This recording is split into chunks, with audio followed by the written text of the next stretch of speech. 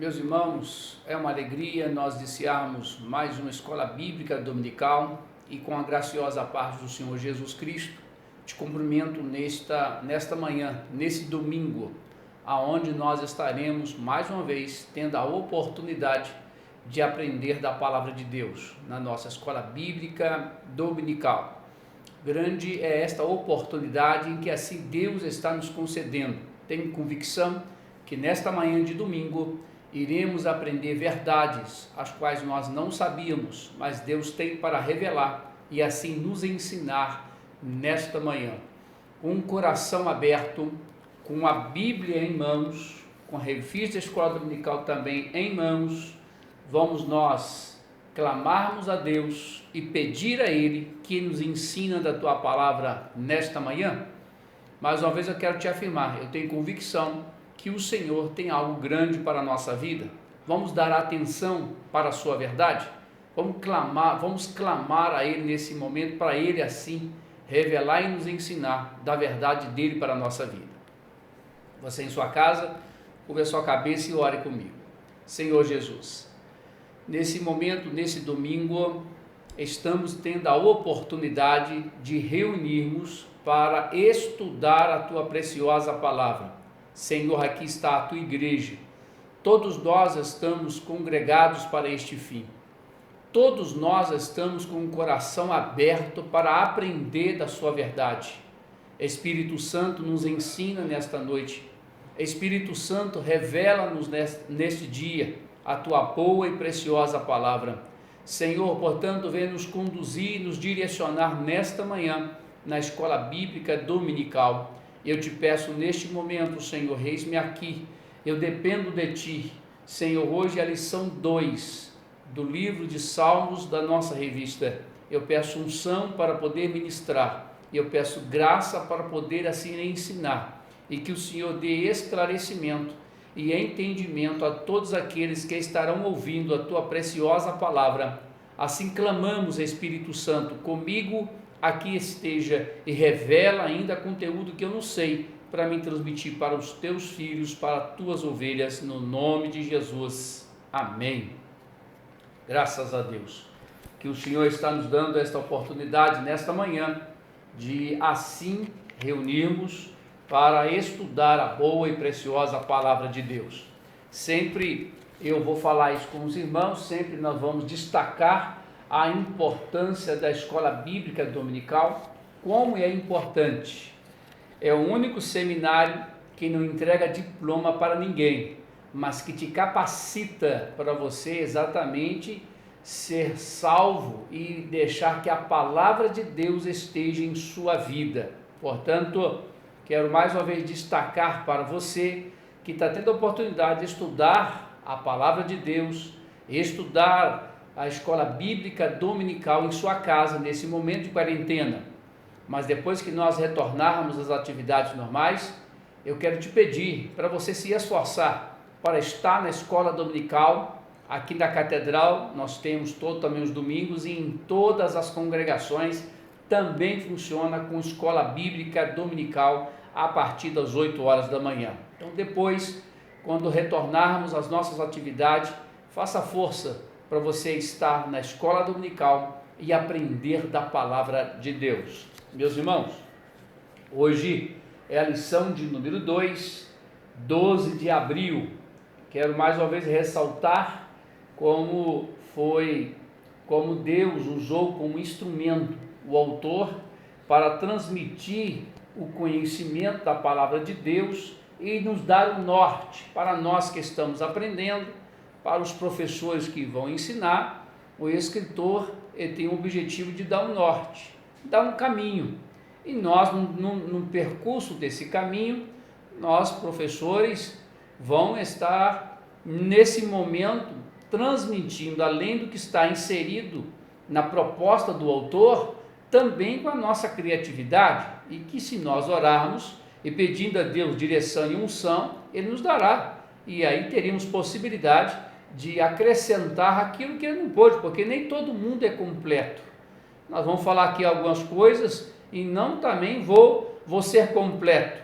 Então a gente nós vamos completando um com os outros. Seria muito bom se nós tivéssemos uma sala de aula, que é de costume que a gente tem na catedral, e juntos nós trocarmos ideias, mas não estamos tendo essa possibilidade, mas você tem a possibilidade de ouvir a palavra de Deus. Então vamos lá, o tema de hoje é Jesus Cristo e missões nos Salmos. Este é o tema, a falar do nosso Cristo, do nosso Senhor, nosso libertador, e a missão que está inserida exatamente no livro de Salmos.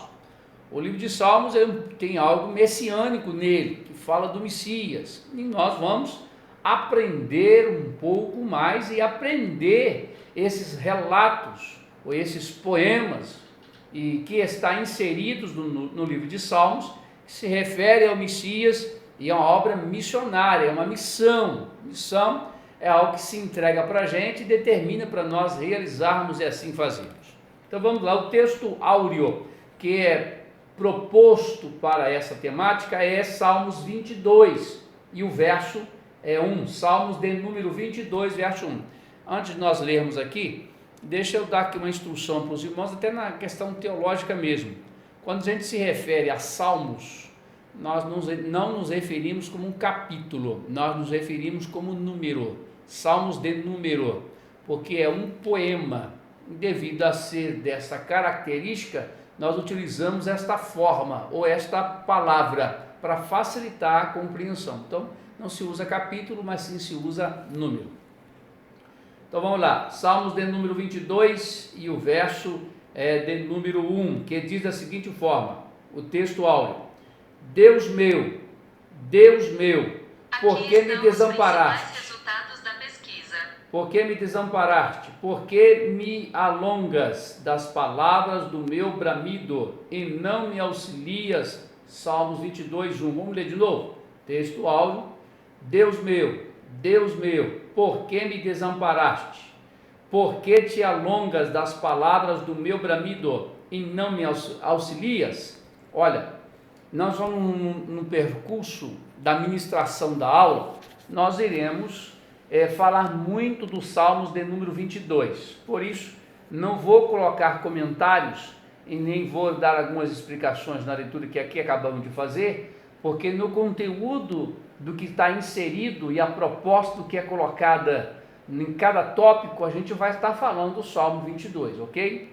Verdade que devemos aplicar. Os Salmos também testificam acerca de Jesus Cristo, sua obra e o plano divino de alcançar os povos para que todos o adorem.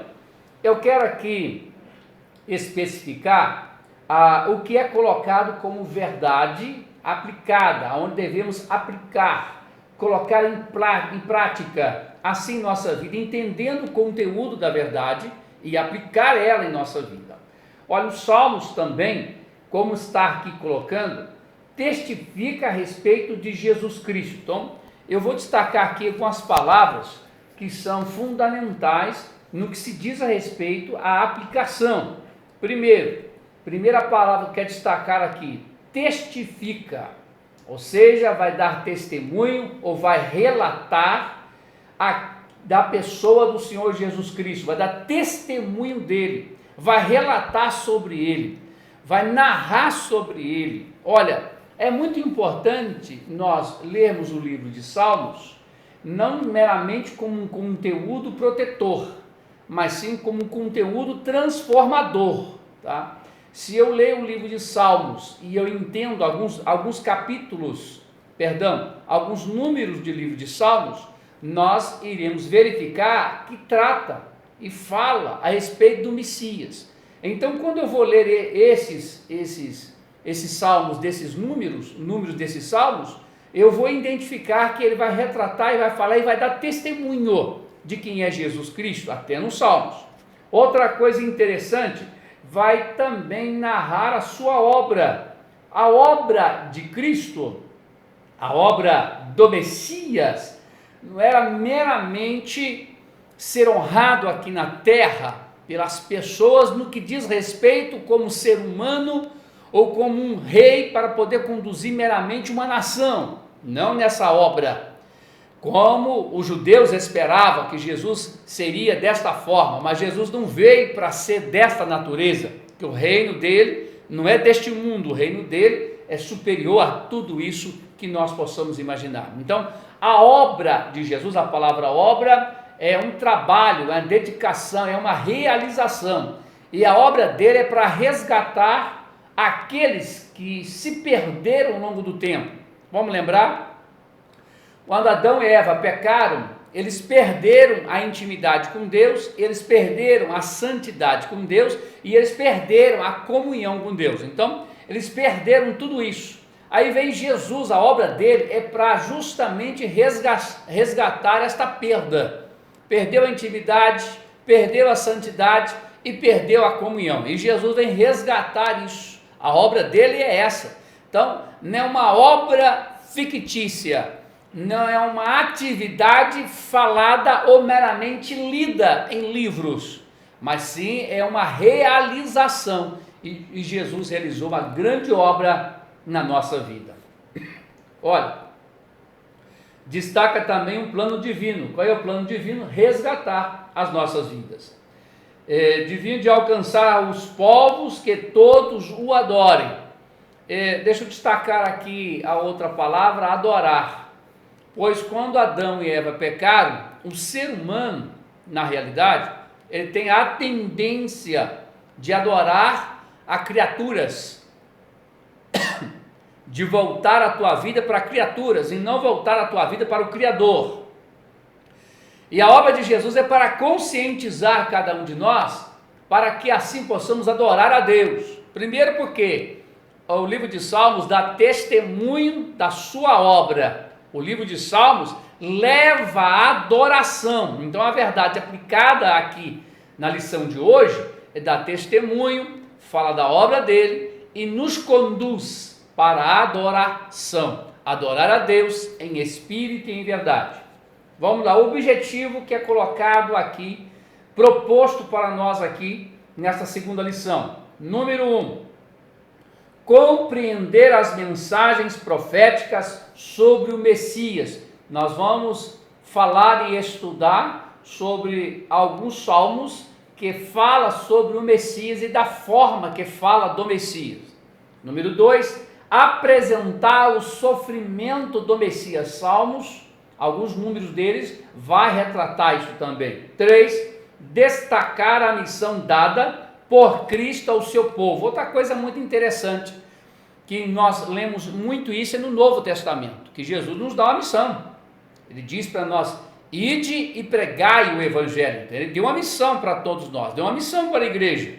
E é interessante que aqui também nos Salmos, ele também testifica isso, fala disso, dessa missão que nós temos que executar. São 3 objetivos que nós aqui iremos estudar, iremos aprender. Agora, uma coisa que eu quero aqui destacar com os irmãos, algumas das vezes, nós achamos as mensagens bonitas, achamos ela bem ornamentada, ainda que tenha a mensagem com toda esta beleza. É muito bom isso, muito bom ter isso, mas não é tão interessante você ficar só com a beleza do que é apresentado.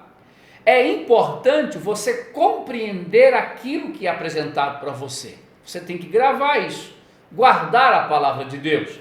E quando é destacada a forma didática do que é colocado na revista, é para que assim nós tenhamos possibilidade de armazenar e guardar. Além de dar a beleza, mas o grande valor aqui é nós guardarmos e colocar isso em prática em nossa vida. Vamos para o texto de referência, o que está proposto aqui para nós estudarmos. Salmos de número 2, versos de 1 até 3, diz assim: porque se amontinam as gentes e os povos imaginam coisas vãs, os reis da terra se levantam e os príncipes juntos se mancomunam contra o Senhor, contra o seu ungido, dizendo: rompamos as suas ataduras e sacudamos de nós as suas cordas.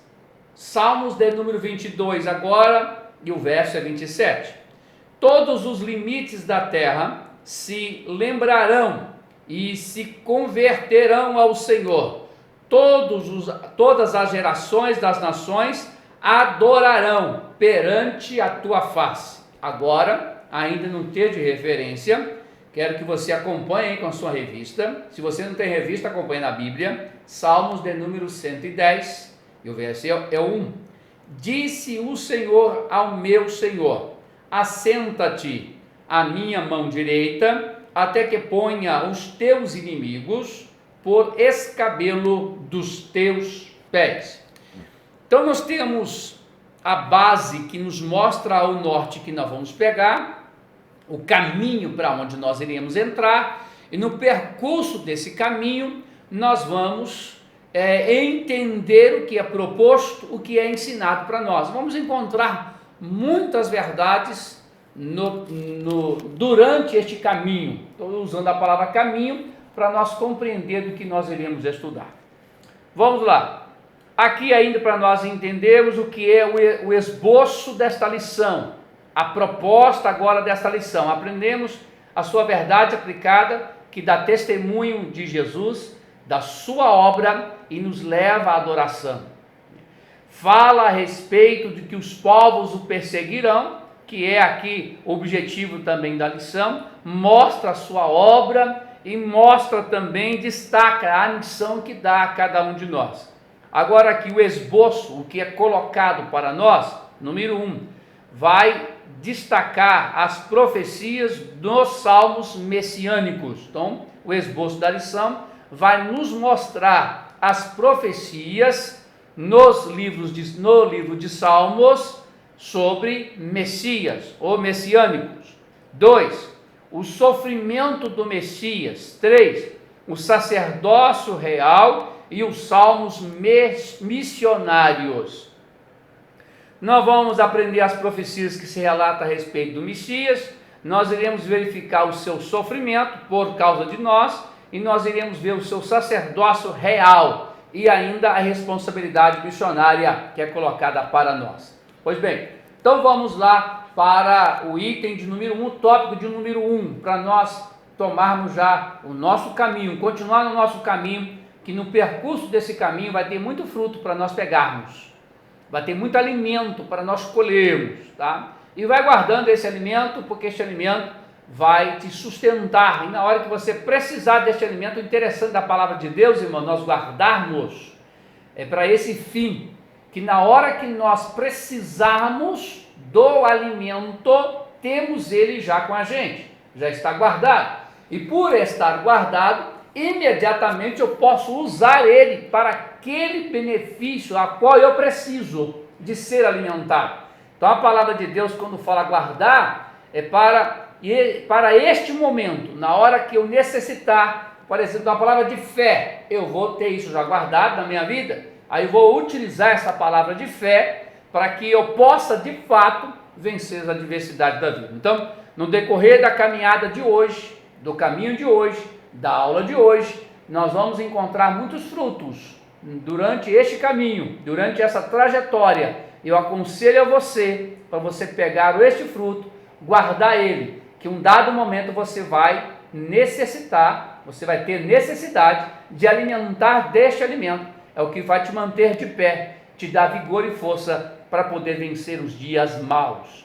Tópico 1, profecias nos salmos messiânicos. Acompanhe aí, por favor. Salmos de número 2, escrito por Davi, conforme pode ser verificado em Atos 4:25, a gente vai ler, relata 3 profecias a respeito do Messias. Letra A revolta da nação e do povo contra o ungido de Deus. Letra B, o triunfo do Filho de Deus. Letra C, o reinado do Filho de Deus sobre todas as nações. Eu quero pedir a você para abrir a sua Bíblia em Atos 4:25, o que está colocado aqui na nossa revista. É interessante que quando nós lemos lá os Salmos de número 2, talvez não fique tão claro quem é o autor, mas lá em Atos capítulo 4 e o verso 25, você vai verificar que muitos anos depois, para ser até um pouco detalhista para você, aproximadamente uns 600 a 700 anos depois de ter escrito aqui, ou até mais, até beirando os 1000 anos, depende de beirando os 1000 anos, porque se a gente colocar o autor, onde a gente vai ler aqui, vai dar 1000 anos, mais de 1000 anos, né? E que eles tiveram a oportunidade de ressaltar aqui em Atos, que 1000 anos atrás já estava dizendo que iria acontecer, o que iria ser narrado. Então, 25, Atos 4, 25 diz assim: que disseste pela boca de Davi, teu servo, porque bramaram as gentes e os povos pensaram coisas vãs? Quando Pedro ressalta aqui e fala que é Davi, lá no Salmos 2, vamos lá no Salmos 2, quero que você me acompanhe, por favor, Salmos de número 2, acompanha lá, que aí você vai verificar que esse Salmos 2, ele é messiânico, ou seja, retrata e fala, e dá testemunho de Jesus, do Messias, fala da sua obra e leva-nos à adoração, e fala também do povo que queira e que quer fazer alguma coisa contra ele, leva-nos também a uma missão. Pois bem, lá em Atos 4, 25, Pedro fala que o autor do Salmos 2, porque quando você lê o Salmos 2 aqui, você vai ver que a fala é semelhante ao que Pedro lá narra em Atos 4, 25. O mais interessante de tudo isso daqui, que a palavra de Deus, ela tem uma característica profética, que quer dizer, tem algo revelador, algo que futuro vai acontecer, ou seja, está nos mostrando, nos ensinando antecipadamente um acontecimento, para que assim possamos de fato conhecer no presente daquilo que vai acontecer no futuro. Então, o Salmo de número 2 e o verso de número 1, por favor, que diz assim: porque se amotinam as nações e os povos, e imaginam coisas vãs. Nós não acabamos de ler isso lá em Atos? Vamos de novo em Atos, só para a gente conferir. Vamos conferir, que a escola é isso, a gente tem que conferir. E além do mais, nós como servo de Deus, todas as vezes que mandar a gente ler Bíblia, vamos ler Bíblia. E todas as vezes que nos ensinar alguma coisa, vamos pesquisar se aquilo que está nos ensinando, se tem fonte, se é verdadeiro, se é real ou não. Vamos ler no 4:25. Que disseste pela boca de Davi, teu servo, porque bramaram a gente e os povos pensaram coisas vãs? Porque bramaram essa gente e pensaram coisas vãs? Porque amotinaram essas nações e os povos imaginaram coisas vãs? Pedro diz que era Davi. Então a gente vai com esta ideia. Então, Salmos de número 2 é um salmo que fala a respeito do Messias, e o autor é o próprio Davi. É interessante, após esta afirmativa, em que nós aprendemos, quero mais uma vez destacar para você, é um fruto. Vamos pegar este fruto? Que fruto é esse? Vou dar o nome ao longo dessa caminhada nossa de algumas coisas, tá? Esse fruto que acabei de falar aqui agora, no que diz respeito de que Pedro é ele que informa que Davi é o autor, porque aqui quando a gente lê os Salmos de número 2, na temática, ou na proposta, ou na composição, ou na narrativa, não nos dá totalmente direção que é Davi. Mas lá Pedro, ele afirma que é Davi, tá bom? Então o fruto que eu quero dar para você aqui é conhecimento. O nome do fruto no decorrer dessa caminhada da escola dominical de hoje. Então o primeiro fruto chama-se conhecimento. Como que nós vamos adquirir conhecimento? Escola bíblica dominical, culto de doutrina, ler Bíblia.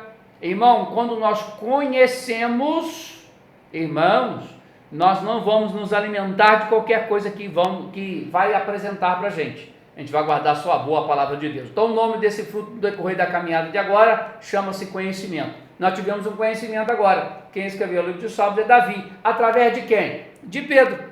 Pedro, ele tinha conhecimento disso, porque ele leu, examinou, estudou e aprendeu. Então, quando nós aprendemos e guardamos, um dado momento nós vamos precisar. Quando nós precisamos, a gente vai usar. Uma coisa que eu quero destacar aqui com os irmãos, até destaquei na minha revista, a proposta que é colocada aqui por três frases muito importantes. Essas frases dão um norte para a gente também. Letra A revolta da nação e do povo contra o ungido de Deus.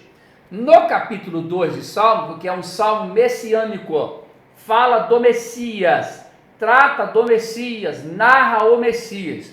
E aqui é colocado na letra A revolta deste povo, da nação, do povo, contra o ungido de Deus.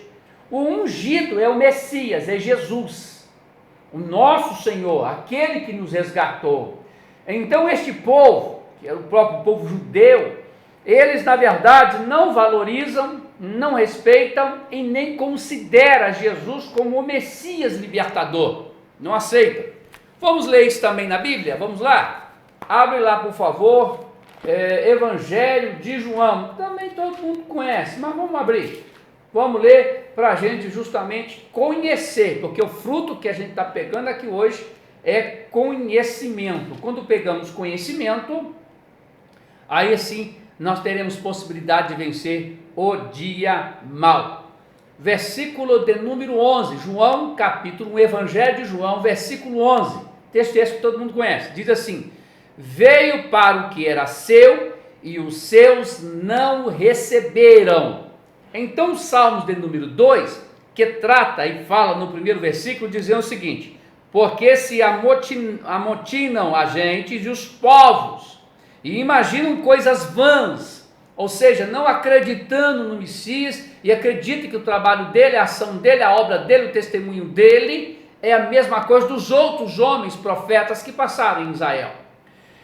E aqui no verso 11 de 1 João, aqui está dizendo que veio para eles, para os judeus, mas não os receberam. Aí o versículo 12 fala dos gentios, do que está exatamente colocado nos Salmos de número 2, fala de gentios, ou seja, de outros povos que não têm a nacionalidade hebreia, ou seja, não é judeu, não é israelita, não tem essa nacionalidade, é considerado gentio, é de outra nação. No caso, somos nós somos de outra nação, outros povos. Jesus veio para o seu povo e o seu povo recusou, se amotinaram, recusaram, acharam que era uma coisa vã. Aí nós que recebemos no versículo 2, muda a história, 12. Mas a todos quantos o receberam, deu-lhes poder de serem feitos filhos de Deus, aos que crerem em seu nome. 13. E os quais não nasceram do sangue, nem da vontade da carne, nem da vontade do varão, mas de Deus. Ei, irmão, olha que coisa gloriosa é isso. Eu e você agora somos considerados filhos, porque nós valorizamos o que Jesus fez por nós. Com isso, o salmo messiânico, que é o salmo de número 2, leva a entender que aquele povo revoltou, judeu, aquele povo, aquela nação foi contra o ungido, que é o Messias de Deus. Tudo isso aconteceu porque os Salmos de número 2, é um salmo messiânico, fala da obra do Messias, mostra isso para nós, conhecimento. Letra B, que eu quero destacar também essa frase, o triunfo do Filho de Deus. Uma coisa interessante, vamos voltar lá no Salmos 2, a gente vai muito hoje, indo para lá, volta para cá, na palavra de Deus, porque a palavra de Deus é a fonte inesgotável para a nossa vida e que nos alimenta para nos manter de pé e estar de pé diante de Deus. Diante de Deus a gente se coloca de joelho, mas de pé diante deste mundo. O Salmo de número 2 e o versículo 2, que é o Salmo messiânico, fala: os reis da terra se levantam e os príncipes juntos se mancomunam contra o Senhor, contra o seu ungido, dizendo: rompamos as suas ataduras e sacudamos de nós as suas cordas. Olha, eles ali não queriam, porque está dizendo romper, não quer compromisso. O judeu não quis compromisso com o Messias. E aqui na frase, na parte B, está dizendo o triunfo do Filho de Deus, porque ainda que eles pensaram que mataram, que destruíram, que o seu trabalho de anunciar, de falar, de resgatar vidas, não iria para frente, porque se matar o líder, com certeza os liderados também ficariam dispersos, porque não teria não teria com que se aconselhar, não teria como recorrer a alguém para poder ajudar, porque o mestre que estava ali com eles não estaria mais, estaria morto. Então, Jesus, ele triunfa sobre isso. Os Salmos messiânicos deixa isso muito claro para nós. Ele triunfa sobre a morte. Ele vence a morte. É interessante nós destacarmos também que o povo, o judeu, não acreditando no Messias, mas viu o Messias subindo aos céus, como Deus ele é, e ele triunfou sobre a morte, triunfou sobre o pecado, ele triunfou sobre isso. Vamos lá, letra C, o reinado do Filho de Deus sobre todas as nações. É muito interessante eu destacar esta frase também para os irmãos, falando sobre reino. Olha, o reino do Messias não é um reino que é meramente conduzido por questões humanas, monárquica, não, ou democrática, não.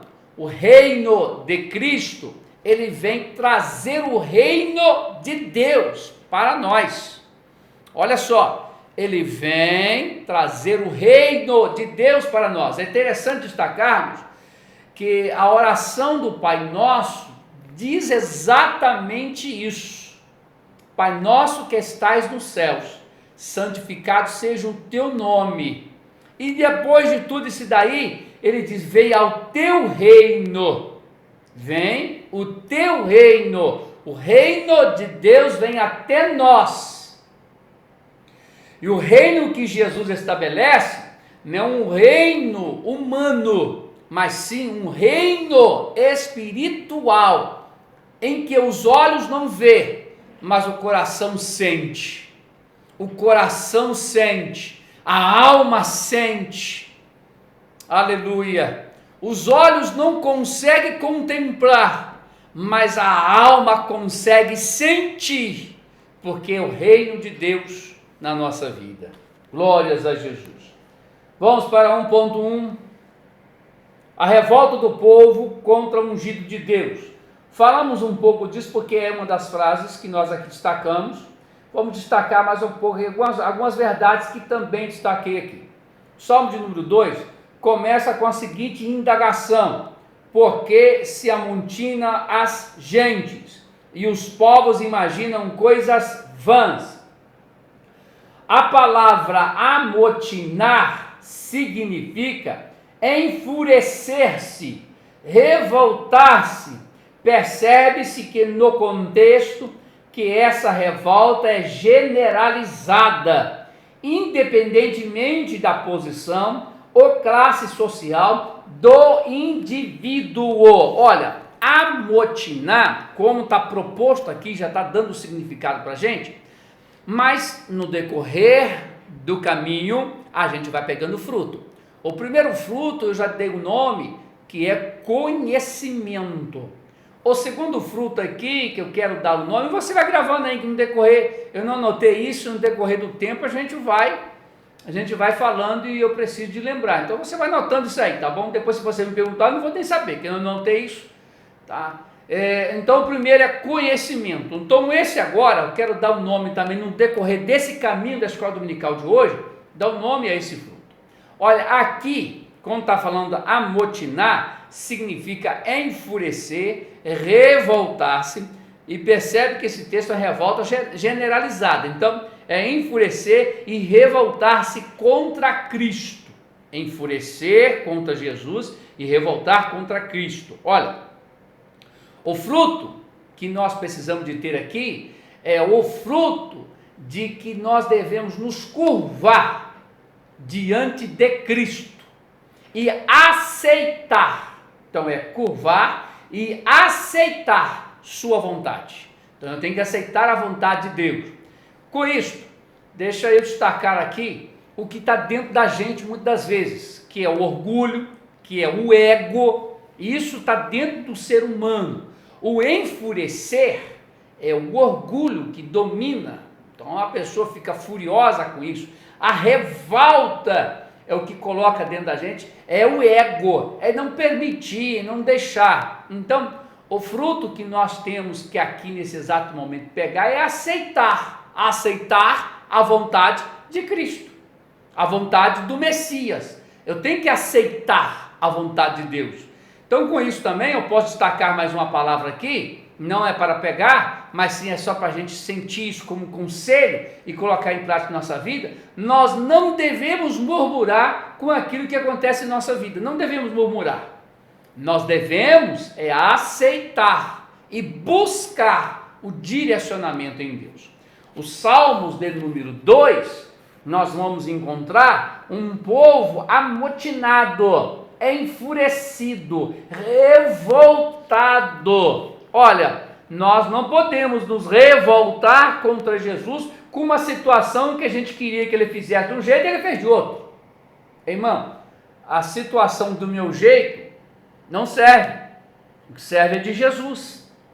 Então eu não tenho que me revoltar da forma que ele faz, da forma que ele realiza, porque o povo aqui, na verdade, como nós lemos lá em João 1,11, que veio para os seus não receberam, e o 12, mas deu poder se tornar filho de Deus todos aqueles que receberam, e o 13 destaca que não era nascimento de um varão, de um sangue, mas sim da vontade de Deus. Olha, nós não devemos, em hipótese nenhuma, murmurar, meus irmãos. No decorrer da caminhada, murmuração, revolta, enfurecimento, não pode dominar a nossa vida. O nosso ego não pode nos dominar, o nosso orgulho não pode nos dominar. Eu tenho que aceitar. Quando eu não aceito, é o ego. Quando eu não aceito, é o meu orgulho. Meu ego precisa ser massageado, o meu orgulho precisa ser alimentado. Algumas das vezes nós seres humanos precisamos, muitas vezes queremos isso, mas nós não devemos ter isso. Eu tenho que alimentar a minha alma da boa palavra de Deus. Quando eu alimento a minha alma da boa palavra de Deus, aí eu vou aceitar. Então o fruto que eu tenho que pegar para mim hoje é aceitar a boa vontade de Deus. Outra coisa muito interessante, que aqui, no Salmo de número 2, o povo, ele está totalmente amotinado, enfurecido. Eles esperavam que Jesus via de um jeito, eles queriam que Jesus viesse do jeito deles. E Jesus não veio do jeito deles. Jesus veio do jeito que Deus queria que viesse.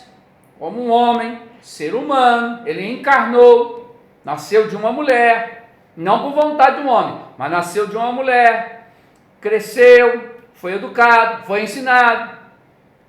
O que eles queriam, o povo judeu queria, que Jesus viesse como meramente descendência, tivesse a descendência do trono de Davi. Jesus tem, ele é da descendência de Davi, mas eles queriam que viesse como meramente um nobre, e Jesus é nobre, tá? A grande questão, irmão, a grande diferença é você saber olhar.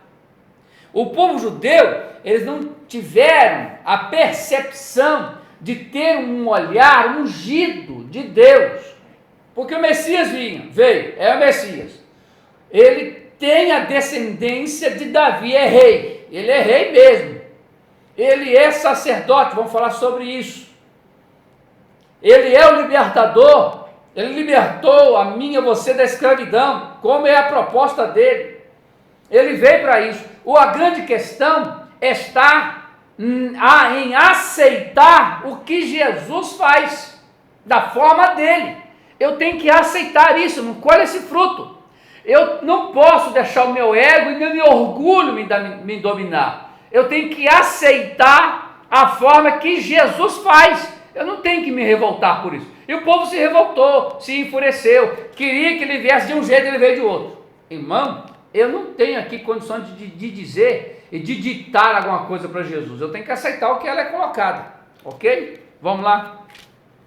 Glória a Deus. Outra coisa que eu destaquei aqui também muito interessante. Vou seguir aqui na leitura do 1:1. A revolta não será apenas dos povos, mas de reis e príncipes, em cônlio, e são direcionadas ao ungido de Deus. O termo ungido aponta profeticamente para Jesus, o ungido de Deus. Várias passagens do Antigo Testamento que mencionam a unção são consideradas messiânicas, por serem prenúncios de Cristo. Olha, quando nós estamos estudando salmos messiânicos, quando fala do ungido de Deus, é um termo que demonstra a função, o trabalho, o desígnio que foi colocado para Jesus. Veio, mas ele foi ungido para morrer no meu lugar e no seu. O desígnio dele foi esse. Então, ele foi ungido para isso. Ungido é separado. Foi separado para isso, para me resgatar, para me transformar você, libertar você. Então, ele foi separado para isso. Glória a Deus por Jesus ter de misericórdia assim de nossa vida. E no Antigo Testamento nós encontramos muito disso, esses relatos dessa separação do Messias para resgatar a nossa vida para Deus. Continuando ainda aqui no tópico 1. Portanto, Cristo enfrentaria uma forte oposição do seu próprio povo. No contexto atual é notória a revolta de governos, grupos e comunidades contra Cristo, o ataque direto aos valores cristãos, a morte e a tortura de missionários cristãos são exemplos claros da revolta contra Cristo. Olha, como estamos lendo e estudando aqui os Salmos dentro do número 2, que é um dos salmos messiânicos, que fala desse amotinamento, desse enfurecimento, desta revolta, queria que viesse de um jeito e foi de outro. Então essa revolta desse povo ainda, irmão, acontece até os dias de hoje, porque nós somos cristãos, ou seja, somos discípulos, e todas as vezes que nós professamos a nossa fé como discípulo de Jesus, sempre vai ter alguém revoltando contra a gente. Por quê? Porque nós somos anunciadores da verdade. A verdade, ela coloca claro toda a mentira que o mundo propõe, ou toda a inverdade que o mundo coloca. Então a verdade, ela vem para arrancar, dissipar, cortar, tirar, aniquilar toda a mentira, como diz a própria palavra de Deus, né? Jesus dizendo em João 14, né, respondendo para Tomé, eu sou o caminho, a verdade e a vida. Eu sou o caminho, a verdade e a vida. A verdade, em João 8,32, conhecereis a verdade e a verdade vos libertará. Então, por conhecermos a verdade, muitas das vezes esta revolta ainda continua até nos dias de hoje. Como tem pessoas revoltados com aqueles que pregam a verdade, que nós não aceitamos aquilo que é contra os preceitos bíblicos. Nós temos princípios, e esses princípios ainda continuam arrolado e dedicado, e nós devemos dedicar a nossa vida com exclusividade para o Senhor. Vamos no 1.2. Então essa revolta ainda continua até nos dias de hoje. 1.2. O triunfo do Filho de Deus. Percebe-se que a revolta e o cônlio dos reis, príncipes, povos e nações, relatados nos Salmos de número 2 até o 3, nós já fizemos leitura, tinham por finalidade romper as ataduras do Messias. Rompamos, ou seja, removamos as ataduras e as cordas. Não querem o domínio e o poder sobre eles. Retrata aqueles que não se submetem ao senhorio de Jesus Cristo. Contudo, o texto informa que o cônlio e a revolta não subsistirão, pois o Messias triunfará. Vejamos, os sábios entendidos serão confundidos, haverá triunfo sobre os arrogantes. Olha, vamos compreender um pouco agora, no decorrer desse caminho, 2 frutos nós já destacamos, né? Me ajuda a lembrar aí, você vai lembrar, 2 frutos nós já destacamos, que a gente tem que pegar e guardar. Primeiro, conhecimento. Segundo, aceitar. Eu tenho que guardar isso na minha vida. Na hora que vier acontecer alguma coisa, eu não posso me enfurecer nem me revoltar, eu tenho que aceitar. Aceitar a boa e agradável vontade de Deus. Agora aqui nós vamos aprender que Jesus, ele triunfa, ele vence sobre todas as coisas. É muito interessante e até mesmo é preciso nós destacarmos o triunfo de Jesus concernente a isso.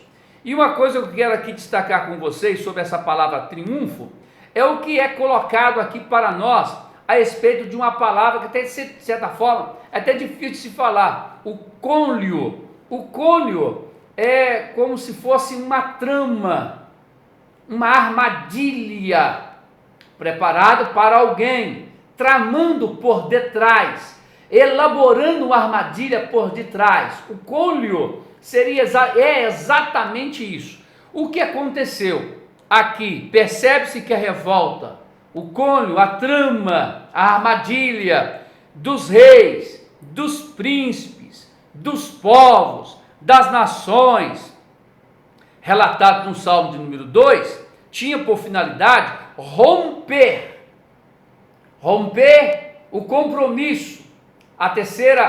Terceiro fruto que eu quero que você pegue aqui no decorrer desse caminho, chama-se compromisso. Você precisa ter compromisso. Então, eu preciso ter conhecimento, eu tenho que aceitar e eu tenho que ter compromisso. Eu não posso desatar as ataduras, eu não posso cortar o que me liga a Jesus. Eu tenho que ter compromisso com Ele. Pois bem, segura esse fruto aí para a gente, justamente na hora que nós precisarmos, e nós podemos nos alimentar dele para ter vigor para vencer os dias maus.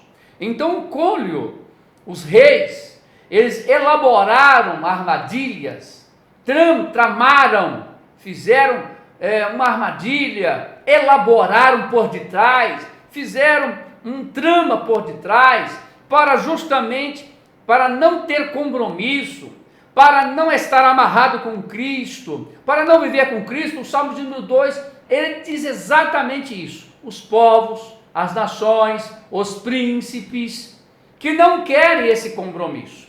Olha, meus irmãos, ainda em que nem todos os povos estão amarrados em Cristo, mas Cristo não deixou de triunfar no que diz respeito do seu papel e do seu desígnio. Qual era o papel e o desígnio dele? Resgatar. Qual é o papel e o desígnio dele? Proporcionar perdão de pecado. Qual é o papel e o desígnio dele? Resgatar para nós sermos santificados. Qual é o papel e o desígnio dele? Nos levar para poder morar com ele nos céus. Resgatar, santificar, libertar, dar perdão de pecado. Jesus triunfou e a igreja está viva, meu irmão. Ainda que as nações, ainda que os povos, ainda que os príncipes romperam, porque esses povos, essas nações, eles que deveriam ser os primeiros a ter esse compromisso, que é o fruto que estou dizendo aqui para vocês, que deveriam ter esse compromisso, mas eles romperam, não tem compromisso, não tem mais nada ligando eles a Cristo. Quando eu tenho compromisso com Jesus, meus irmãos, então isso me liga a Cristo. E por me ligar a Cristo, eu terei possibilidade também de triunfar, pois no mundo nós temos aflições, e o próprio Jesus disse: tem de bom ânimo, eu venci.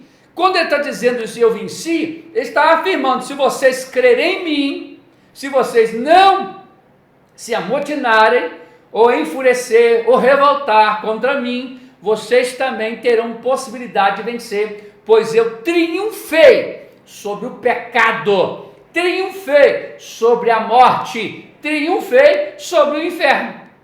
Jesus triunfou sobre essas três coisas, meus irmãos, e se nós estivermos nele, ligado nele, com as ataduras amarradas nele, meu irmão, nós triunfamos sobre o pecado, nós triunfamos sobre a morte, nós triunfamos sobre o inferno. Vamos triunfar também, porque Jesus, ele triunfou sobre tudo isso, venceu sobre tudo isso. Então, esse fruto do compromisso, nós temos que pegar ele. Pega ele no decorrer da escola de hoje. Pega o compromisso. E esse compromisso vai fazer você estar ligado, entrelaçado, porque os príncipes aqui no Salmo de número 2 não tiveram esse compromisso, não desejaram, mas romperam, quebraram, não aceitaram. Nós estamos tendo conhecimento, nós estamos aceitando a verdade e nós estamos comprometidos com Cristo. Glórias a Jesus. Então, a palavra cônio, só para lembrarmos, é uma trama, é uma armadilha, é trabalhar por detrás. Fizeram isso, mas a igreja triunfou. Tentaram matar os crentes, mas a igreja triunfou, que é no 1:1, aonde se fala exatamente sobre isso. Tentaram de todos os meios apavorar, amedrontar, acabar a igreja. Tentaram, mas não conseguiram. Até os dias atuais, no século 21, tentam ainda, viu, meus irmãos? Tentam ainda. Em toda a parte do mundo, ainda que tenha alguns países que tem um lado democrático de se governar, até os dias de hoje, nós ainda somos perseguidos, caluniados e não aceitados. Nós não somos muito aceitados pela sociedade. Ainda que por um período aí, algumas pessoas vinham para o evangelho só porque era momento disso vir, a elite vir. Só era um momento só para se dizer que era, mas não era de fato, de verdade, de coração quebrantado. Olha, ainda que nos perseguiram, ainda que perseguiram a igreja, eu preciso destacar aqui em Mateus 16, 18. Mateus 16, 18. Jesus falando com Pedro: tu és Petros, não confunde Pedro com rocha.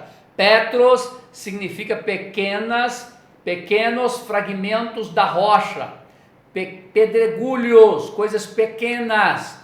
Aí quando fala Petros, tu és Petros, quando está informando isso, está dizendo que ele é pequeno fragmento. Mas aí Jesus diz depois assim: e sobre a rocha, e a rocha que é Jesus, edificarei a minha igreja, e as portas dos infernos não prevalecerá contra ela. Então, a igreja é triunfante, e a igreja somos nós, triunfante. Vamos triunfar sobre o pecado, triunfamos sobre o pecado, triunfamos sobre a morte e triunfamos sobre o inferno. O inferno não consegue mais nos manipular, porque estamos em Cristo. Ainda que tenha todo esse cônio, que é a trama, que é a armadilha, todo dia, irmão, tem armadilha, mas Jesus quebra a armadilha todo dia. Ele quebra o laço do passarinheiro. Glórias a Jesus. Vamos lá, meus irmãos, a gente empolga, né? Mas a palavra de Deus é gloriosa, né? Então, o primeiro fruto é conhecimento, segundo fruto é aceitar, terceiro fruto é compromisso. Vai gravando aí, não tem nada escrito isso aqui não, eu posso esquecer, hein? Glórias a Jesus. Vamos lá, 1.3, o reinado do Filho de Deus. Deixa eu destacar aqui, fazer uso da leitura do que é na revista. O decreto divino estabelece o reinado do Filho de Deus. Pede-me e eu te darei as nações por herança e os fins da terra por sua possessão. O decreto divino escorçado nos versos 7 e 9 de Salmos 2, profetiza o ofício real de Cristo. O exercício desse ofício por Cristo está mais detalhado no Novo Testamento. Número 1, para nós entendermos. Em relação ao universo, Cristo passa a governar o mundo. As nações serão reunidas em volta dele. 2. O seu reino é extensivo à igreja, conforme podemos verificar em Efésios. Cristo, como Filho de Deus, assumiria propriedade das nações, não apenas dos judeus, mas também dos gentios e os confins da terra. Por fim, aqueles que não aceitarem o Messias sofrerão duro juízo, como está no verso 9 do Salmo messiânico de número 2. O reinado do Filho de Deus. Em poucas palavras, eu quero destacar isso aqui, digo em poucas palavras devido ao tempo, mas há uma imensidão de verdades aqui colocada para nós, nos ensinando aqui. Quando falo do reinado do Filho, reinado significa coisa que tem ordem, que tem justiça, que tem alguém superior, alguém subordinado. Reinado é algo que dá uma ideia de coisa boa, sustentável, de alegria, proteção. Reinado dá a ideia de proteção. E aqui, o reinado do Filho de Deus vem especificando uma infinidade de coisas no que diz respeito nos Salmos messiânicos de número 2. E quero fazer uso de alguns versículos, que diz no versículo 8: Pede-me, e eu te darei as nações por herança, e os confins da terra por tua possessão. Tu os esmigalharás com uma vara de ferro, tu os despedaçarás como um vaso de oleiro. Agora, pois, ó reis, sede prudentes, deixai-vos instruir, juízes da terra, servi ao Senhor com temor e alegrai-vos com temor. Olha,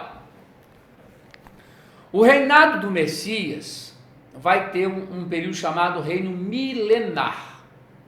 O reino milenar é o período que o próprio Cristo aqui estará na terra, governando esse planeta. Ele vai estar aqui. Nesse período do reino milenar, o diabo estará preso. Apocalipse capítulo 20 descreve isso. Ele estará preso, porque até o presente momento ele não está preso. Tem gente que acha que o diabo está preso. Tem muita gente usando as profecias, né, dando profetada, que o diabo vai ser solto e agora o negócio vai ficar feio. Irmão, o diabo solto já está. Como o senhor sabe disso? A Bíblia me ensina, conhecimento. É o primeiro fruto que eu falei aqui hoje. Irmão, se a gente ler o livro de Jó, vai falar isso. Deus pergunta para o diabo: de onde tu vieste? De rodear e passear pela terra. Quando Deus precipita ou lança para baixo, não é para o inferno como pessoas pensam, não. Lança para baixo, parte baixa é aqui, é essa galáxia aqui, é essa atmosfera aqui. Aonde está a terra? Tá bem? Então, quando está se falando ou está ensinando a respeito desse triunfo do reinado, em que o reinado de Cristo no período do milênio, ele será próspero e será de grande bonança, porque o diabo estará preso com seus anjos. É o que manipula, é o que induz ao pecado, é o que manipula as nações, que manipula algumas autoridades para induzir ao mal. Então, nesse período Jesus reinará. Então quer dizer, pastor, que Jesus hoje não reina? Não, reina sim, Senhor. Ele está reinando na minha vida, reinando na sua vida e reinando na vida da igreja. Olha, vou dizer aqui, meu irmão, nenhum poder bélico, nenhum império, nenhuma nação, nem as potestades e nem os principados conseguiu derrotar a igreja de Jesus Cristo. Ninguém conseguiu, porque tem reino, tem rei, tem senhor, tem quem governa, está fundamentado na rocha que é Jesus Cristo. não consegue destruir, não consegue aniquilar. Então, a igreja, como nós lemos aqui, ela é triunfante. E no que diz respeito aos príncipes, às nações, aos reinos, Jesus domina. Irmão, nenhuma autoridade é constituída como autoridade se não for da vontade de Deus. Nenhuma. Tudo é por permissão do Deus Todo-Poderoso. Então, o reino do Filho de Deus, deu aqui o entendimento da igreja. Ele é rei da igreja. A igreja é triunfante, a igreja nunca foi derrotada. Mataram até alguns crentes, mas não mataram a fé dos outros vivos. Triunfou. Não conseguiu acabar com a igreja. A igreja progrediu, cresceu, aumentou. Tanto é que chegou até os confins da terra, irmão. Olha, nós aqui do hemisfério sul, sul no sentido da América, né?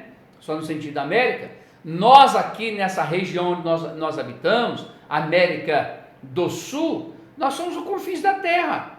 Que depois aqui de Paraguai, depois de Uruguai, mas é só barra, não tem mais nada não. Então vamos dizer então, em comparação, aonde é Israel com nós aqui, nós somos o fim. Na parte sul, nós somos o fim. Lá do norte é outro fim, né? Centro-oeste e leste também é outro fim. Mas nós aqui somos caracterizados como fim. Então o evangelho chegou até nós e está reinando em nossa vida. Glórias a Jesus. Vamos lá. Vamos para o 2. Nosso tempo é bem escasso, deixa eu ver a hora aqui. Vamos para o 2. Olha, o item de número 2, a falar sobre o sofrimento de Jesus. Nós, só lembrando no decorrer do caminho, nós vamos pegando frutos e vamos guardando. O fruto do conhecimento, o fruto de aceitar, o fruto do compromisso. Guarda isso, você tem que alimentar disso. Eu tenho que me alimentar de conhecimento da palavra de Deus. Eu tenho que me alimentar de aceitar a vontade de Deus. Eu não posso me amotinar, enfurecer e nem me revoltar. Não posso deixar o meu ego e nem meu orgulho me dominar. Eu tenho que aceitar a vontade de Deus e eu tenho que ter um compromisso com Ele, parte de mim. Então, quando eu estou amarrado, atadura, está ligado, está entrelaçado com Cristo. E eu tendo isso, na verdade, conseguirei vencer todas as dificuldades. Vamos lá. Item de número 2, tópico 2. O sofrimento do Messias. Encontramos também nos Salmos o sofrimento do ungido do Senhor, que é o Salmos de número 22, outro salmo messiânico. Salmo 2 é messiânico, o 22 também é. Expresso de forma profética e tipológica, é também chamado de Salmo da Cruz. Vamos ver isso. Esdras e Reginaldo, escrevendo que este salmo é citado pelo menos 7 vezes no Novo Testamento, todas com referência sobre Jesus Cristo.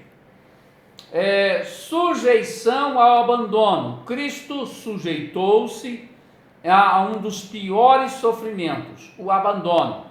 Cristo, no momento da crucificação, como cita no Salmo 22, e perto da hora 9, exclamou Jesus em alta voz, dizendo: Eli, Eli, lama sabachthani. Isto é, Deus meu, por que me desamparaste? Mateus 27, 46. Cristo abre mão da sua glória para aceitar a punição que deveria ser aplicada aos homens, pois o pecado faz separação entre Deus e o homem. Cristo nos resgatou da maldição da lei, fazendo-se maldição por nós. Olha, o Salmos de número 22, abre lá sua Bíblia, vamos para o Salmo de número 22, vai tratar do sofrimento, da angústia, da punição, da dor que Jesus sofreu por mim e por você. Então ele sofreu por nós. E a gente precisa valorizar isso, irmão. Quarto fruto. Nós precisamos valorizar o que Jesus fez por nós. Eu preciso valorizar isso. Eu não posso pegar a salvação e dizer que sou salvo meramente e pronto, não tenho compromisso, não busco conhecimento e nem aceita a vontade de Deus? Eu não posso dizer isso. Então, na verdade, eu preciso, além de ter esse compromisso, valorizar. Eu tenho que valorizar o que Cristo fez na cruz, eu tenho que dar valor a isso. Como é que eu vou dar valor a isso? Amando e entregando minha vida totalmente a Jesus. Então o quarto fruto aqui é valorizar o sofrimento de Jesus. Vamos lá. Então o Salmo de número 22 vai descrever a questão do sofrimento. Vamos ler aqui, e algumas coisas também aqui eu escrevi. Aí sim eu escrevi, deixei escrito para que assim tomássemos base de algo muito interessante que eu quero destacar aqui com os irmãos, tá bom? O Salmo de número 22, ele, além de ser um salmo que trata o sofrimento de Cristo, destaca ele, trata e destaca o sofrimento de Jesus. Vamos lá. Do versículo 1 ao 8, vai falar o quanto Jesus iria sofrer. É um salmo profético. Destacou o quanto seria o seu sofrimento. Vamos ler? De 1 ao 8.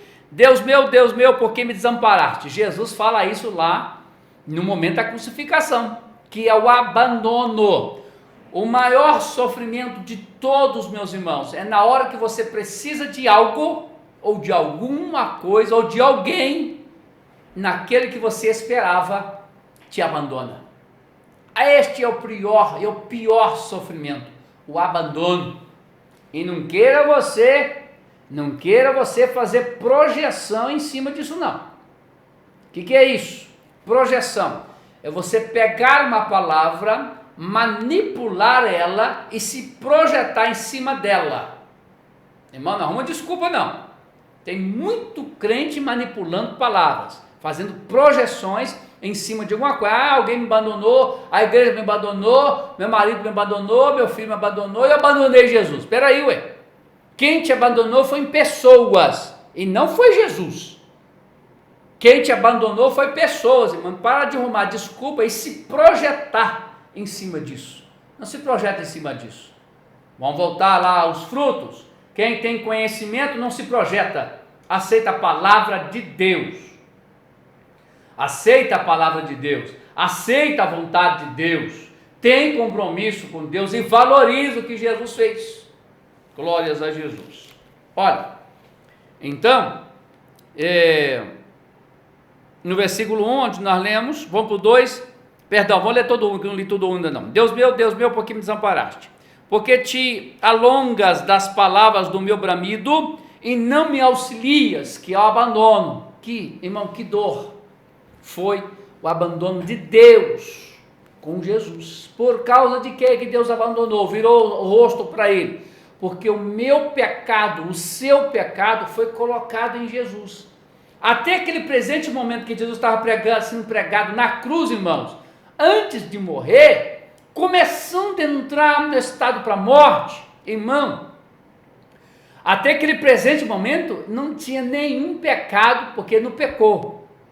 Nada estava imputado dele aí, mas na hora que ele estava crucificado, morrendo, os meus pecados foram imputados nele. Aí nesse momento, Deus não pôde olhar mais para ele, porque o pecado é uma coisa tão horrenda, tão feia, tão suja, mas tão suja, que Deus não pode olhar, Deus não pode ver. Então Deus virou as costas para ele, por causa de mim.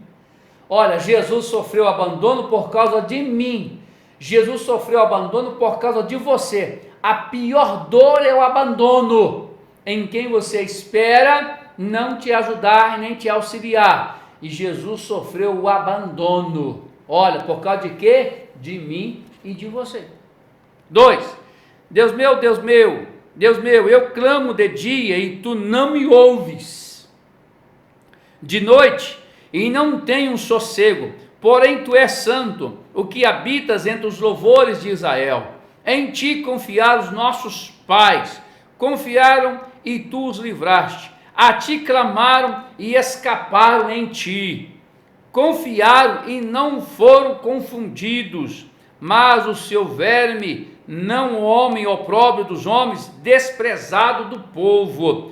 Todos os que veem zombam de mim, estendem os beiços e meneiam a cabeça, dizendo: confiou no Senhor, que o livre-o, pois nele tenho prazer. Irmãos, zombaram de Jesus, porque diziam: olha, você não disse que tem poder, que restauraria o templo em 3 dias, ou que destruiria o templo em 3 dias, acabaria com todo o reino, não diz que tem poder, desce daí. Zombaram de Jesus, irmão, o abandono.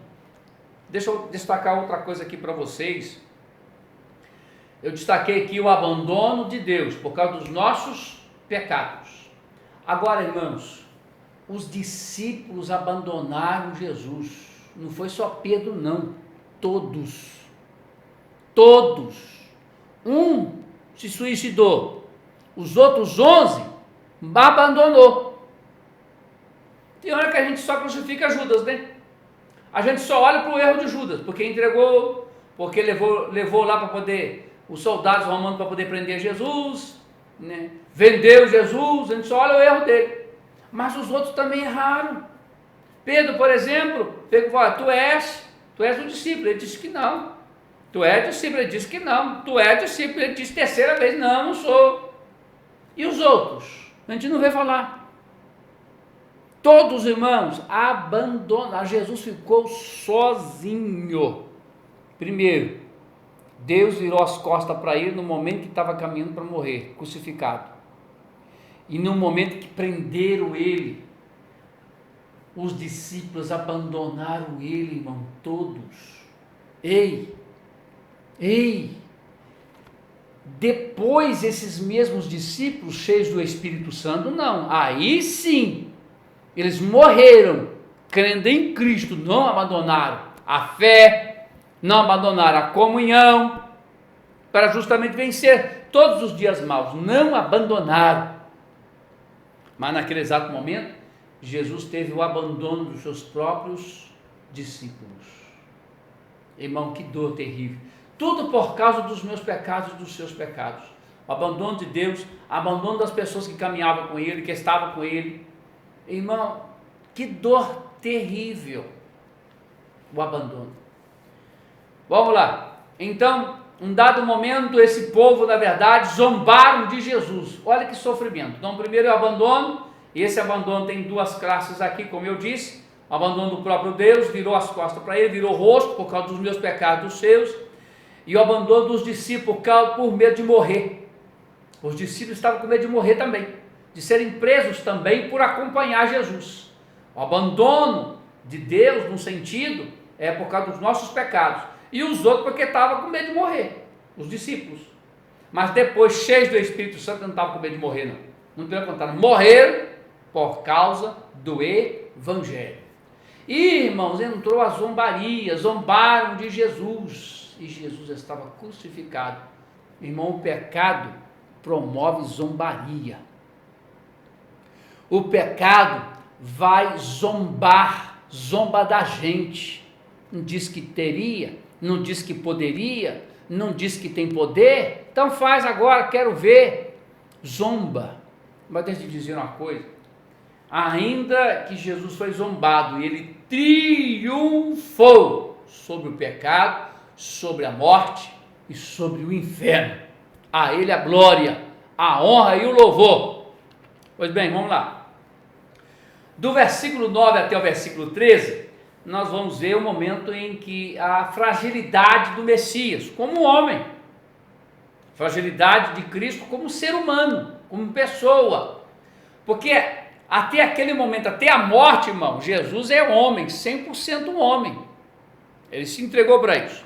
Então, do versículo 9 até o versículo 13, vai destacar o quanto Jesus era frágil, porque ele era homem, ser humano, que diz assim: mas tu és o que me tiraste do ventre, que me preservaste estando ainda no seio da minha mãe. Olha, não vou ler tudo aqui devido ao tempo mesmo, nosso tempo hoje está bem escasso, e são muitos detalhes no decorrer da caminhada, né? No decorrer da caminhada, que a gente vai aprendendo da palavra de Deus. Então, nesse exato momento, nós fica os Salmos de número 22, que é um salmo messiânico, mostra a fragilidade de Jesus como ser humano, que teve dor, teve o sentimento do abandono. Por isso que a gente lê lá, né, no verso de número 1, de número 22 dos Salmos, né, Eli, Eli, lama sabachthani, que quer dizer, Deus meu, por que me desamparaste? Então, a fragilidade de Jesus, que estava sentindo dor, que estava sentindo cãibra, que estava tendo o sentimento de ser abandonado pelos seus discípulos, tudo isso estava envolvendo a fragilidade de Jesus no que diz respeito a ser humano, mas ele triunfou sobre o pecado, triunfou sobre a morte e triunfou sobre o inferno. Vamos lá, do versículo 14 até o versículo 18, vai descrever o momento da morte de Jesus aqui nos Salmos de número 22, descreve do 14 até o 18, vou ler o 14. Como água me derramarei, e todos os meus ossos se desconjuntaram, o meu coração é como a cera, e derreteu-se dentro de mim. O momento em que eles ferem a Jesus com uma lança, né? Eles ferem Jesus com uma lança e sai água, sangue e água, né? A coisa, até a ciência até explica um pouco isso, mas não vou entrar nesse detalhe, não tem tempo para isso. Mas nesse exato momento aqui, o Salmos está destacando e falando do ocorrido, do acontecimento em que, nesse exato momento, sai água do próprio corpo de Jesus por causa da sua fragilidade. Vamos lá. Os pés de Jesus foram transpassados, ou seja, foram pregados, como diz no versículo 16, como está escrito em Mateus 27, 35. Irmãos, eu vou correr um pouquinho agora, por causa de tempo, né? Então a gente empolga muito com as coisas e nos esquecemos de outras, né? Me perdoe aí. Vamos lá. Depois vão repartir as vestes de Jesus. O Salmo 22, no verso 18, descreve isso, que vai ter um momento que vai repartir as vestes de Jesus, como está lá em João 19, 23, 24. Em dado momento também há um pedido de socorro, né? Um pedido de socorro, que diz respeito, porque Jesus era frágil como ser humano, como pessoa, viu, irmãos? Como ser humano. Então vamos lá. Olha, o tópico 2, eu já defini ele em seus temas, como proposto no Salmo de número 22. Então já defini em tema. Qual foi um tema? O abandono, a sujeição, Jesus se submeteu e houve abandono. A zombaria e o desprezo, as pessoas zombaram e desprezaram a Jesus, né? E o sofrimento não lhe impediu que cumprisse a sua missão. Já destacamos também, né, que foi a lança ao seu lado, foi pregado à sua mão, pregado aos seus pés, foi chicoteado, carregou a cruz. O sofrimento não impediu dele cumprir a missão dele, aprendemos isso nos Salmos de número 22. Então ele cumpriu a missão dele, o desígnio dele, ele triunfou sobre todo esse caos e toda esta dor, né? Toda esta dor. Vamos para o 3, que vai destacar mais alguns salmos messiânicos. Então até agora nós aprendemos o salmo messiânico de número 2 e o salmo messiânico de número 22. No decorrer dessa caminhada, que estamos estudando aqui hoje, nós destacamos aqui alguns frutos que a gente deve pegar e guardar, para que em um dado momento nós temos possibilidade de nos alimentar dele para poder vencer os dias maus. Então, primeiro fruto aqui destaquei como conhecimento. A gente tem que ler Bíblia, escola dominical, curso de doutrina, a palavra de Deus, para a gente estar alimentado da palavra de Deus, e na hora de a gente precisar, a gente tem esse fruto. Aceitar o meu ego, o meu orgulho não pode me dominar, eu preciso aceitar o querer e a vontade de Deus, ela tem que predominar na minha vida. Depois que eu aceitar, eu tenho que ter um compromisso. Depois que eu aceito, eu tenho que ter um compromisso. É um fruto que eu tenho que carregar comigo. Eu tenho que ter um compromisso com Jesus, tenho que amarrar minha vida nele. Não vivo mais eu, Cristo vive em mim. Depois disso, eu tenho que aceitar a vontade dele. Então é compromisso. Se eu estou compromissado, eu vou aceitar a vontade dele. Eu tenho um compromisso com ele, então a vontade dele predomina na minha vida. Glória a Deus.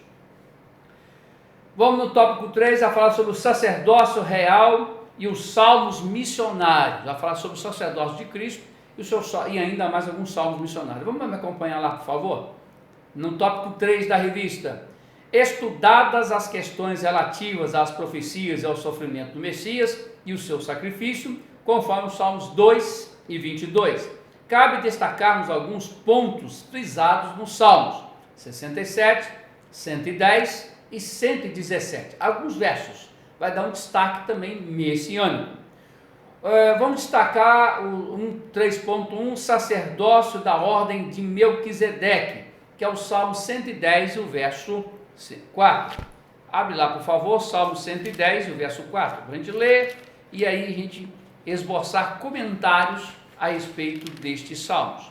104 e o verso de número 10. Diz assim: Tu que nos vales fazes rebentar nascentes que correm entre os montes.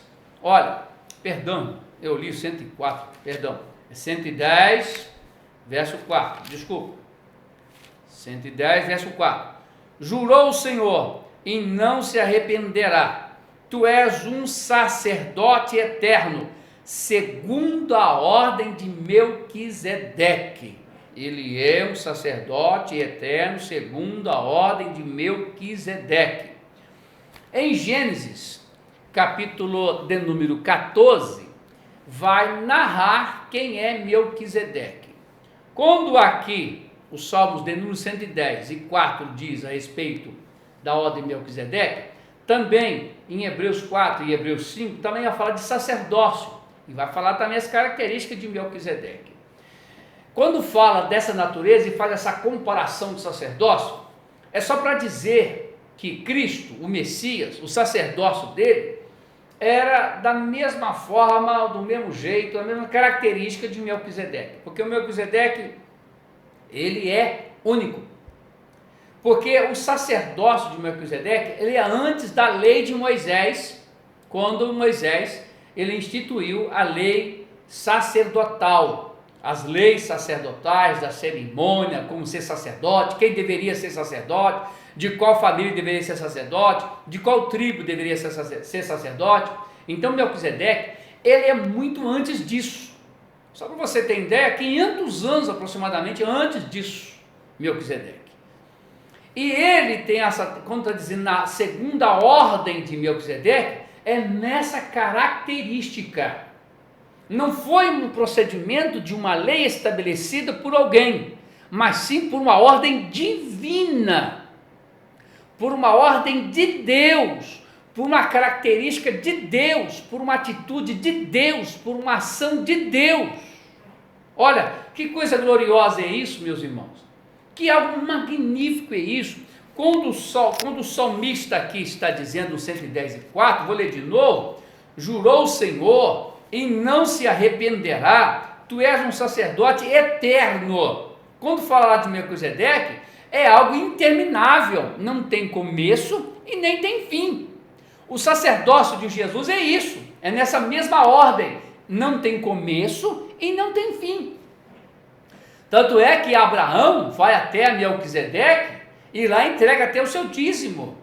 E é outra coisa interessante, Melquisedeque, ele tem duas características, rei e sacerdote.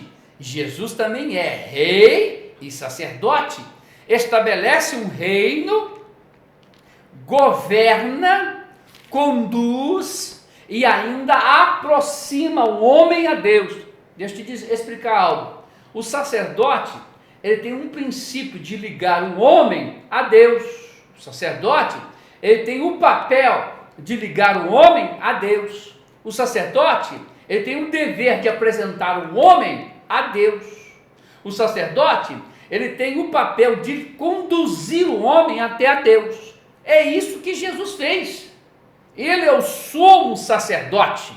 Ele não imolou alguma coisa, não cortou alguma coisa, não apresentou um cordeiro. Ele próprio foi o cordeiro. Ele não cortou alguma coisa, ele próprio cortou a sua vida. Ou seja, ele se entregou para alguém tirar a própria vida dele. Ele que se entregou. Tanto é que lá em João ele disse: ninguém a tira de mim, eu tenho poder para dá-la e poder para tornar tomá-la. E isso é sacerdócio, porque liga o homem a Deus. Segundo a ordem de Melquisedeque, não tem início, que não tem nada relatando de Melquisedeque. Não tem fim, o sacerdócio de Melquisedeque não terminou. E também outra terceira coisa, é único, é exclusivo, é só dele.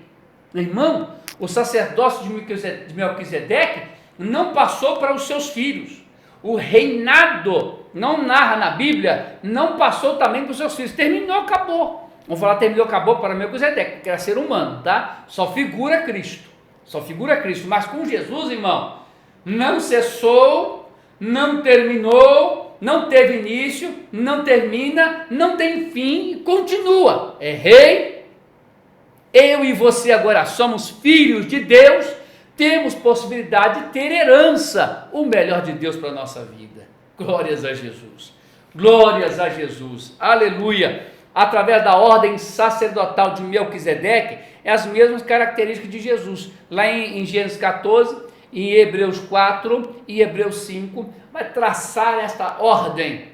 Não tem início e nem tem fim, e nem passa para ninguém. É único, intransferível, não se transfere para ninguém, irmão. O sumo sacerdote é Jesus.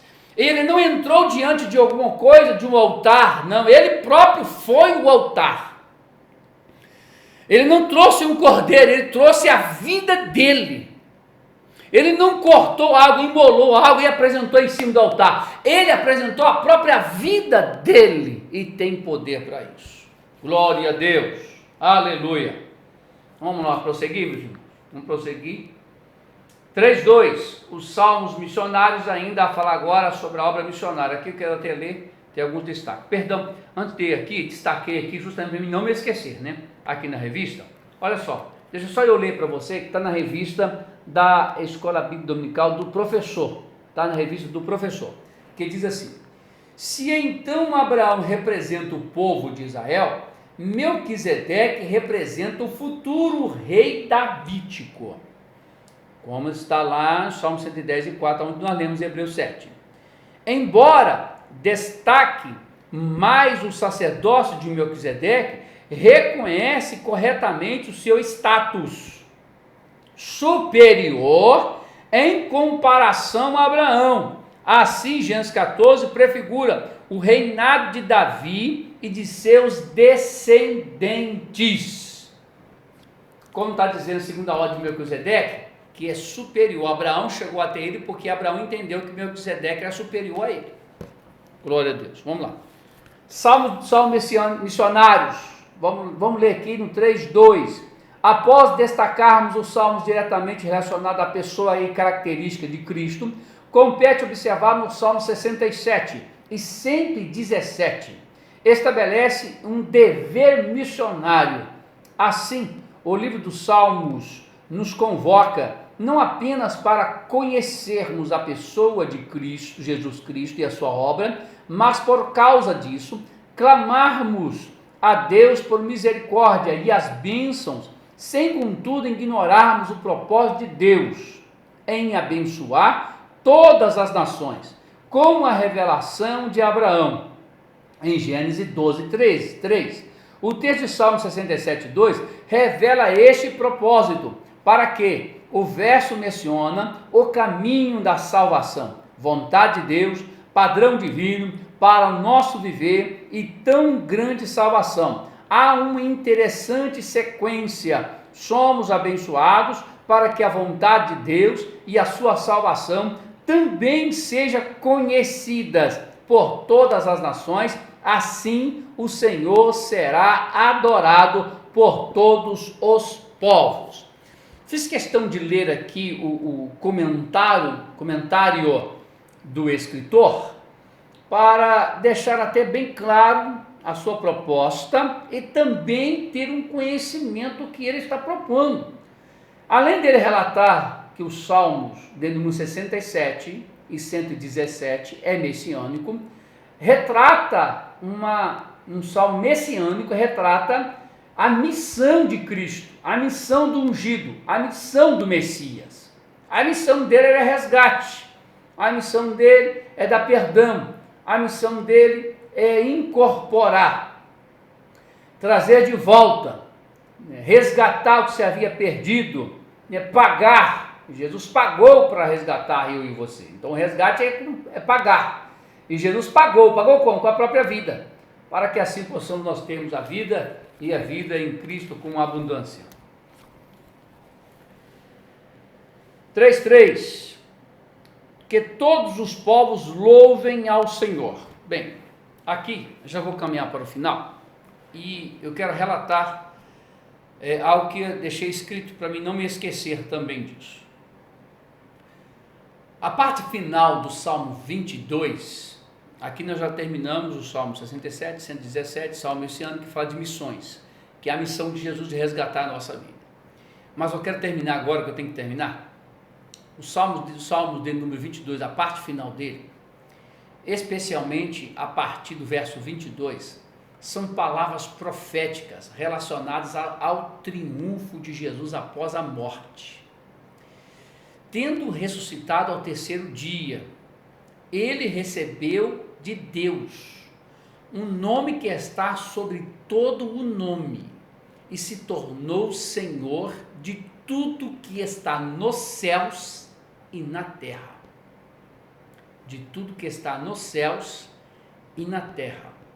Os Salmos de número 22, a última parte dele, para ser específico, o versículo 22, descreve com propriedade que Jesus ressuscita ao terceiro dia e que ele tem um nome sobre todos os nomes. Quer ver? Se nós orarmos e pedirmos a Deus no nome de Jesus, Deus nos concede. Sobre todo o nome. Quer ver? Sobre todo o nome, se uma pessoa estiver oprimida e nós orarmos e expulsarmos no nome de Jesus, a pessoa é liberta.